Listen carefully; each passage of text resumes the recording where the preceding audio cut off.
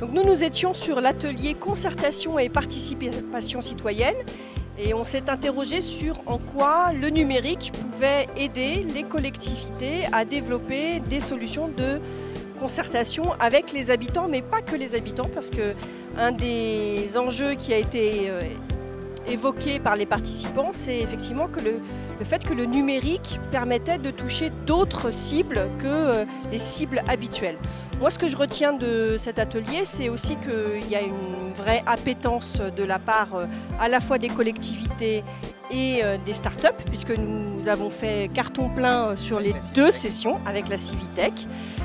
Et donc, les participants ont soulevé le fait que les outils numériques permettaient de faire autre chose que des réunions publiques, de toucher un autre public que les publics traditionnels, que néanmoins ça posait un certain nombre de questions, le fait de recueillir d'autres données que celles sur lesquelles on imaginait consulter au départ. Donc qu'est-ce qu'on fait de ces autres données ? Ça, c'est une question qui est restée ouverte. Et puis, on a aussi beaucoup parlé, et là-dessus, il y a une très grande attente, du fait de positionner la métropole comme centre de ressources pour les collectivités. Et là, les collectivités attendent la métropole sur le fait de proposer peut-être un catalogue de solutions, de peut-être d'échanger sur des retours d'expérience, qu'est-ce qui a fonctionné, qu'est-ce qui n'a pas fonctionné, et en quoi on peut faire mieux ensemble. Maxime ?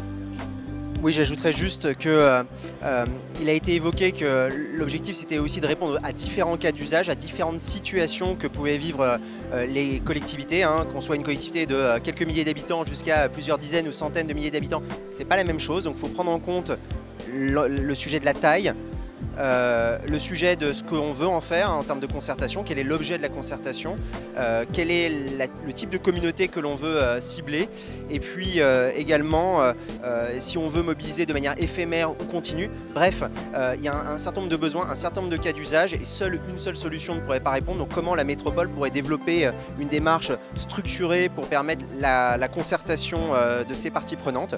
Et puis il y a également eu un petit sujet autour de comment on acculture, on sensibilise les élus et on met en capacité les services des administrations à devenir en quelque sorte des animateurs de concertation, des gestionnaires de concertation, et ça c'est peut-être un nouveau métier pour l'avenir pour les collectivités. Donc c'était très intéressant et on a hâte de continuer à travailler avec eux.